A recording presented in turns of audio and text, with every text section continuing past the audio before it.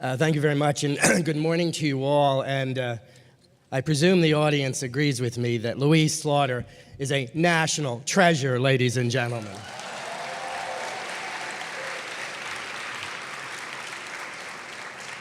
I am honored to be here today as the Republican co-chair, and on behalf of Speaker Boehner and Majority Leader Cantor, welcome to the House of Representatives, to this historic building, the Cannon House Office Building, and to this historic room, the Cannon House Caucus Room. I am deeply grateful for the opportunity to work on an issue that is close to my heart. You have been a stalwart supporter, all of you in this room, for the arts, but let me say the most stalwart supporter for more than 2 decades, indeed for her entire life, has been Congresswoman Slaughter.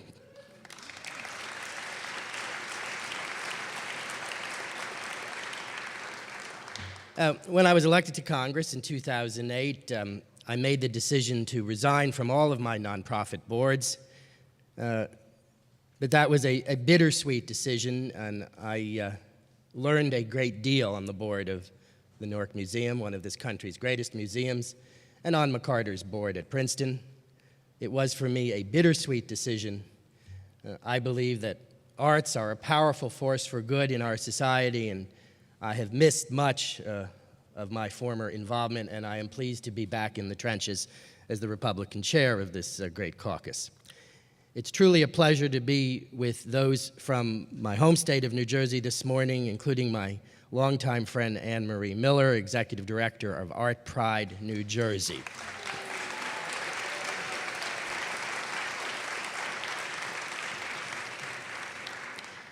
And of course, the gathering would not be possible without Americans for the Arts, who have brought this diverse coalition here today. I thank you for hosting us this morning. Let me say that arts advocacy is at the center of what Americans for the Arts in their entirety do, and this advocacy will be demonstrated today here on Capitol Hill. You bring the warm weather, and you bring the cherry blossoms. What a great week to be in Washington, our nation's capital.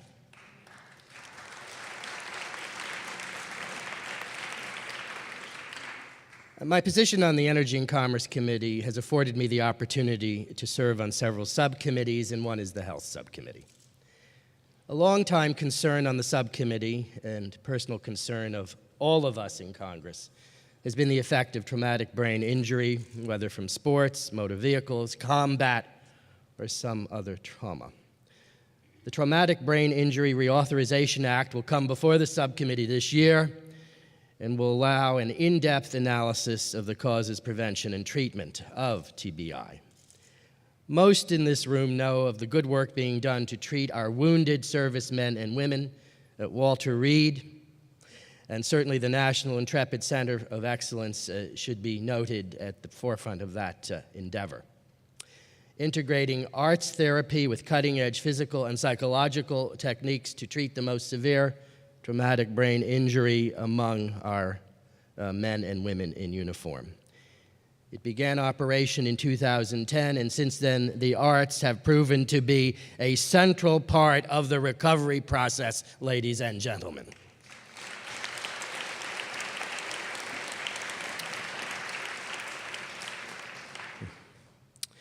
The value of the arts is not just in school curricula or in bringing tourism funds or employment to our communities. It's not just in promoting international relations via cultural exchanges. The arts benefit the entire nation. Last night at the Kennedy Center, the Nancy Hanks lecturer, Yo-Yo Ma, indicated that society is best when politics, economics, and culture intersect and interact together. I agree with that. Who could ever disagree with Yo-Yo Ma, ladies and gentlemen? And I agree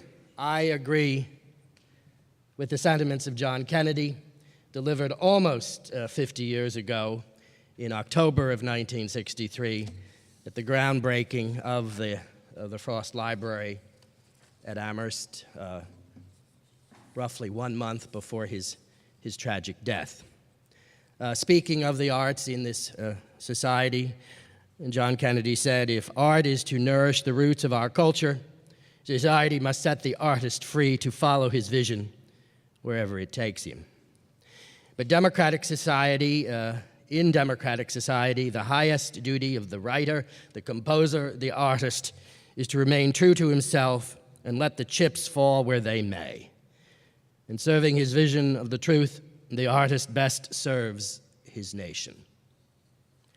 And then John Kennedy ended magnificently with these words: "I look forward to an America which will reward achievement in the arts as we have rewarded achievement in business or statecraft. I look forward to an America which will steadily raise the standards of artistic accomplishment and which will steadily enlarge cultural opportunities for all of our citizens. And I look forward to an America which commands respect throughout the world, not only for its strength, but for its civilization as well." Spoken 50 years ago, as true today as when first spoken. I hope to do my part, along with Congresswoman Slaughter, and with all others concerned, to make sure that that will ever be the vision for an expanding America, for a civilization we can all cherish together. Thank you very much, ladies and gentlemen, for being with us this morning.